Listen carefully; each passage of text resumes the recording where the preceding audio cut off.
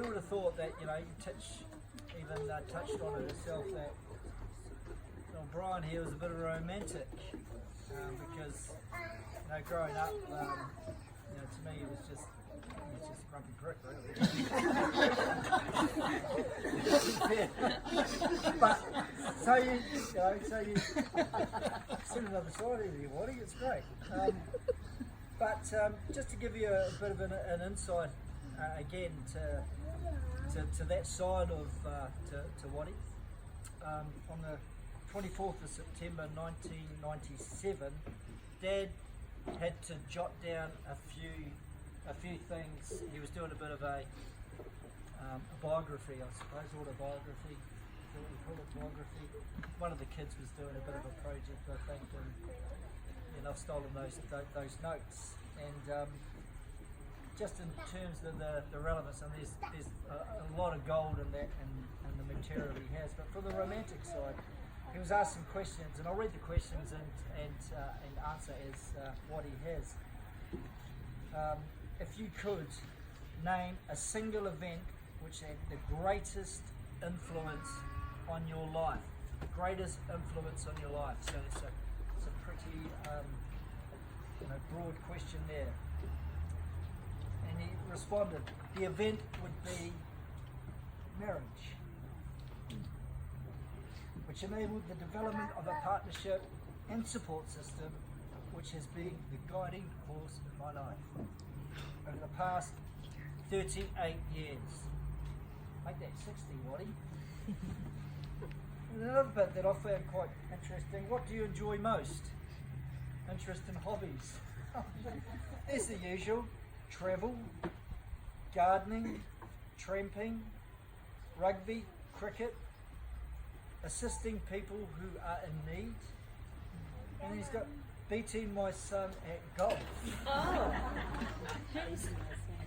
You're not Hans Christian Andersen, mate. But yeah, I think Boots would have been about 14 years old, so that's called bullying, really. What was the one prominent moment from your childhood that you will always remember? And Titch has touched on this.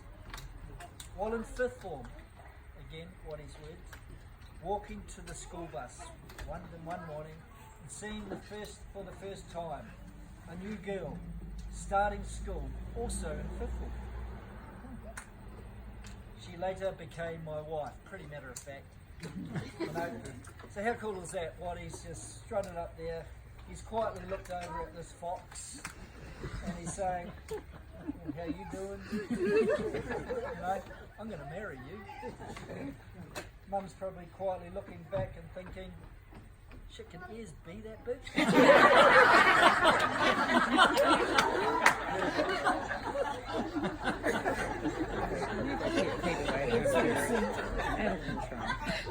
But anyway, Mum obviously saw something in the big-eared toothless Casanova.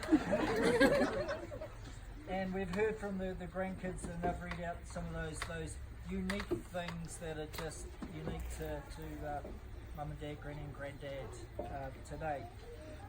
And just last night sitting, the boys got kicked out of here anyway, we weren't here. We got kicked out to watch the rugby. We won't talk about the rugby to the Southerners here. But we were waiting for Dad to arrive home for the rugby, and then Mum just blurted out, just goes, do you know, we have never had an argument in 60 years. Is that what you said, Mum?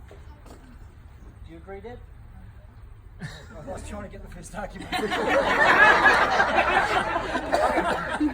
Failed. Which just shows really how smart Watty is. So just tell Mum she's right all the time and just move on. So we all learn a lesson from that. So look, Watty also is breaking one of his non-negotiable rules today, which is I'm not going to speak at anyone's wedding. So today it's a bit different. He is going to speak, and I don't think anyone is ever comfortable at getting up and speaking and doing the public. Battery's gone. doing the public speaking, but I just refer to a time when it was back in the 1970s, because I've always admired Dad in the way that he's been able to hold an audience and get up and talk. And I can recall it was, I just thought he's just so darn good at this sort of stuff. And it was the late 1970s, and I'd spend my time at the Wainui Rugby Club rooms. We might get the second half, Watty, if we're picking this up. I do my ball boy duties. I'd go down, I'd sit down, and I'd have a jug of raspberry lemonade, as you do, as one of the spoils of being a ball boy. And the MC would be up on the lectern, and he'd be talking and introducing, and part of his patter would have been, and soon you will hear from President or Captain or whatever it was, Brian Watts. And I'd see, Dad would be sitting in having a couple of drags of the old rolling as you were allowed to in those days. And I can actually remember saying to him, Dad, do you like talking in front of all these people? And he responded, pretty gruffly, and said, "No, it's a pain in the ass." Which, is true.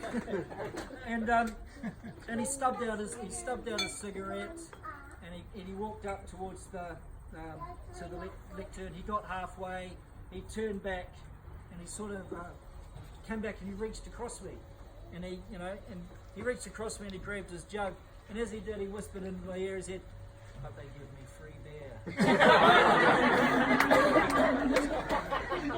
I can remember as it was yesterday. So, Watty, there's no free beer tonight because you're paying for the lot. So please welcome our dad, our granddad, our great-granddad, uncle, loving husband of the beautiful Anne. Let's hear it for Watty. Yeah!